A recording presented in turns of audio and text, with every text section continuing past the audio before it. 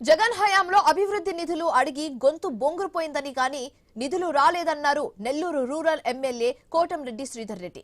చంద్రబాబు వచ్చాక వందల కోట్ల రూపాయలతో పనులు చేయబోతున్నట్లుగా చెప్పారాయన. విలీన గ్రామాల్లో తాగునీటి సరఫరా కోసం 200 కిలోమీటర్ల మేర పైప్ లైన్లు, 111 కోట్లతో 51 కిలోమీటర్ల అండర్ గ్రౌండ్ డ్రైనేజ్ నిర్మాణం చేయబోతున్నట్లుగా శ్రీధర్ రెడ్డి చెప్పారు. అక్షరాల గత వైఎస్ఆర్ కాంగ్రెస్ పార్టీ ప్రభుత్వంలో ఆనాటి ముఖ్యమంత్రి గారిని వీటి కోసం నిధులు విడుదల చేయమని అడిగి అడిగి అడిగి అడిగి నా గొంతు రాసింది కానీ నిధులు మాత్రం విడుదల కాల. కానీ ఈనాడు తెలుగుదేశం పార్టీ కూటమి అధికారంలోకి వచ్చి 2 సంవత్సరాలు కూడా పూర్తి కాల.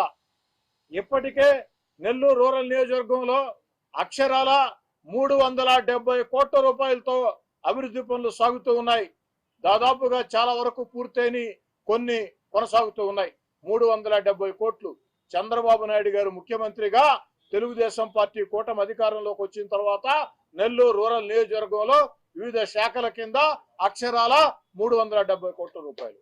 ఈ 370 కోట్ల రూపాయలకు తోడు ఈనాడు అదనంగా 236 కోట్లు స్థానిక శాసనసభ్యుడిగా నేను గాని తెలుగుదేశం పార్టీ కూటమి నాయకులు, కార్యకర్తలు అందరూ కూడా కలిసికట్టుగా పనిచేస్తారని తెలియజేస్తున్నారు.